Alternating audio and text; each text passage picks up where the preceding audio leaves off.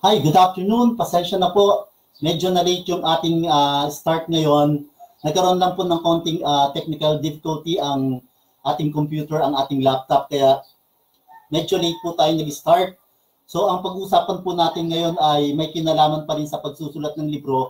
At ito ay ginagamit ng maraming author, hindi lang dito sa ating bansa, kundi karamihan ay mga foreign authors at ginagamit nila ito, style na ito, yung tinatawag nating PLR or yung ating tinatawag na private label rights.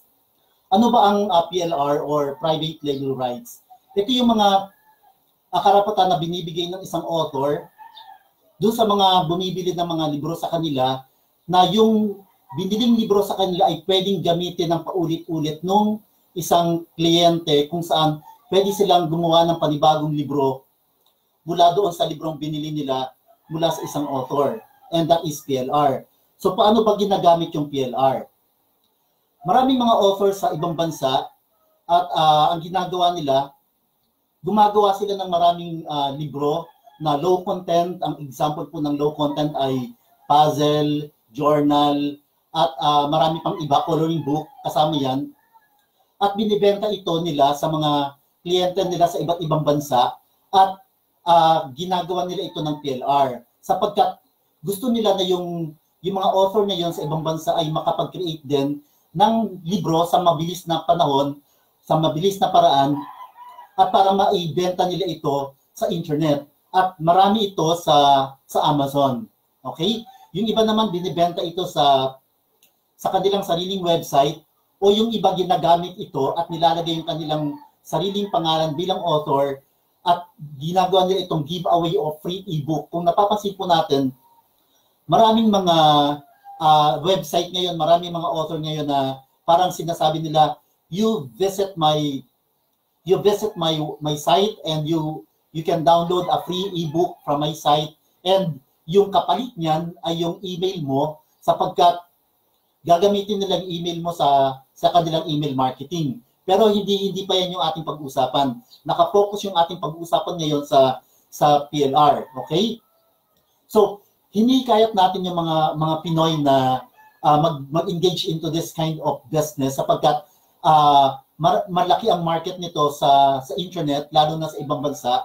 At kung gagamitin lang natin sa ating mga low content book ay English, at madali naman para sa atin yan sapagkat English is our second language. Sabi nga nila, mas mabilis tayong makipag-communicate sa iba using this language. So, what I am trying to share with you today is the opportunity for us to earn money online, and that will become our passive income kung gagawa lamang tayo ng mga librong low content at may PLR. Sapagkat maraming mga tao sa buong mundo, sa ibang bansa na hindi sila talaga makapagsulat ng libro unless they have acquired this PLR products online.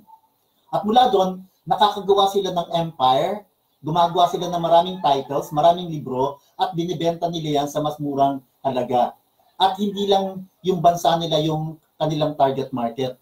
Ang ating target market dito, pag sinabi nating online business o internet business, talaga namang napakalawak.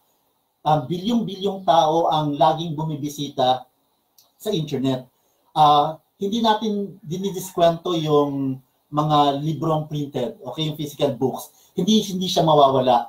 Pero gusto kong sabihin pa rin sa atin, sa aking mga kababayan, mga Pinoy dyan, na yung mga tumatangkilik sa mga e-books, sa mga e-learning materials ay lumalaki at lumalawak. Hindi na natin siya maisa-isang tabi sapagkat lumalaki yung market natin pagdating sa e-book. So, napakagandang opportunity nito na dapat natin i-grab sapagkat kung hindi natin ito gagawin, mauuna lang yung ibang tao na i-maximize yung pagkakataon na yan sapagkat yung ating mga susunod na generation, hindi na talaga sila masyadong nagbabasa ng libro, okay, ng mga printed materials. Nakapokus sila sa mga tablet, sa mga cellphone, sa mga laptop, okay? Doon sila nagbabasa, doon sila nag-aaral. At pag sinabi nating ebook, hindi lang ito yung mga printable materials na pwede nilang i-download. Pag sinabi nating e-products, nakafocus din tayo doon sa video at doon sa audio. Pero specifically, tutukan muna natin ngayon yung PLR na binibigay ng mga printed materials, ng mga downloadable, printable materials. Okay? Yung mga estudyante ko kapag tinatanong nila ako at hindi sila marunong magsulat, sinasabi ko sa kanila na mag-focus muna kayo dun sa mga drawings. Okay? Kung marunong ka mag-drawing, create low-content ebook. Ano ibig sabihin ng low-content ebook? Ito yung walang masyadong text, pero loaded ito ng mga graphics. Okay? Ano ba yung example niyan? Coloring book is an example. When you sell your coloring book to people, to your audience, to kids, di ba sa Pilipinas kapag bumili sila ng coloring book, pag nakulayan nila yon, wala na silang ulit kukulayan. Samantalang dito sa printable, downloadable coloring book, pagka nag-print sila at kinulayan nila, pwede pa ulit sila mag-print nung gusto nilang page para paulit-ulit nilang kukulayan yon hanggang magsawa sila at hanggang ma-perfect nila yung kulay na gusto nila. So, yun yung kagandahan niyan. Kung hindi ka talaga nakakapagsulat ng mga mahabang libro, mag-focus ka muna sa low-content book. Okay? That's one, coloring book. Number two, pwede mong i-consider din yung tinatawag nating journal. Yung journal, pwede ka maglagay ng konting graphics and then mag-download ka sa internet ng mga quotations at ilagay mo dun sa bawat page ng journal mo at pwede mong lagyan ng konting design and that will be a journal already.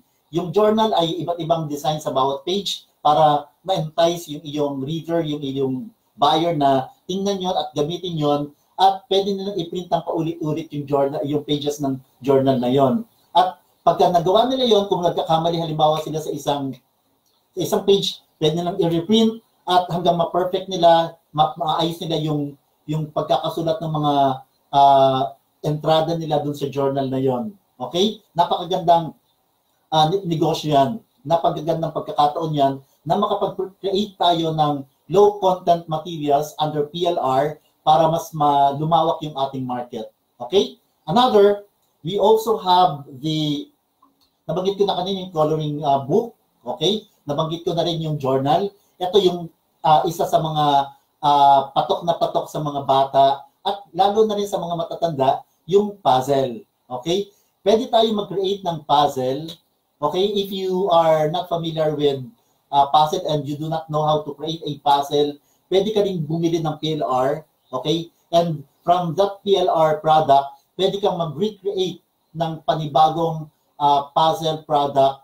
Okay? Out of that PLR. And you can put your own name in that book. Okay? So, those are the three things that we could maximize when we create low-content product using PLR.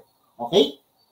Now, ano-ano ba yung mga dapat nating i-consider sa pag-create ng PLR products? Una, yung ginawa mong product, kapag ka binili na ng isang tao yan, at kapag ka ginamit nila, yung pangalan mo, hindi na dapat ilalagay doon. Mawawalan ka ng karapatan doon sa i-create nila. Kasi gagamitin naman nila yung kanilang creativity, yung kanilang imagination para i-revise at gumawa ng bagong product mula doon sa binenta mo sa kanila. Okay? So, sinubukan ko rin gumawa bumili ng isang PLR product mula sa isang Amerikanong author at pinag-aralan ko siya, okay? At mula doon, nakagawa ako ng maraming product at binibenta ko siya online. Okay? Pero syempre, sabi nga ng mga Pinoy, may mga pride tayo eh.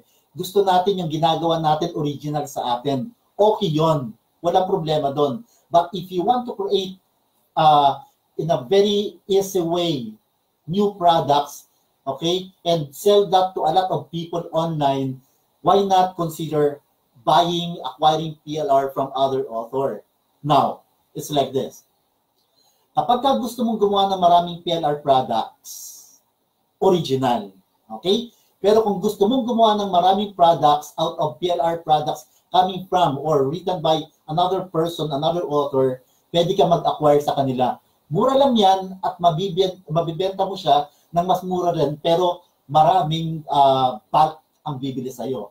Okay? So, yun yung dapat natin i-consider when we talk about PLR. Una, you can create your own product with PLR. Number two, you can create more products, more electronic products using PLR produced by another person. Okay? Now, balikan ko yung kanina, kapag magkikreate tayo ng sarili nating PLR at hindi pa tayo masyadong magaling magsulat at pinoproblema natin yung pagsusulat, consider low content products. Okay? Consider the three. Number one, babalikan ko lang ulit as a review, journal. Number two, we have to create puzzle and coloring book. These three are very much in demand. Okay? Maraming bumibili niyan. Lalo na yung mga bata. I'm not only referring to the Filipino market, Filipino audience. I'm referring to audience abroad, audience in the global market. So consider those. Okay?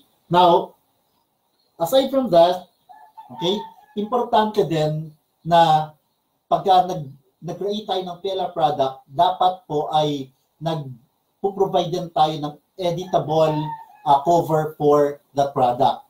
Para yung cover na design natin, pwede nilang magamit ng paulit-ulit. At pwede lang i-modify yan, depende sa kanila.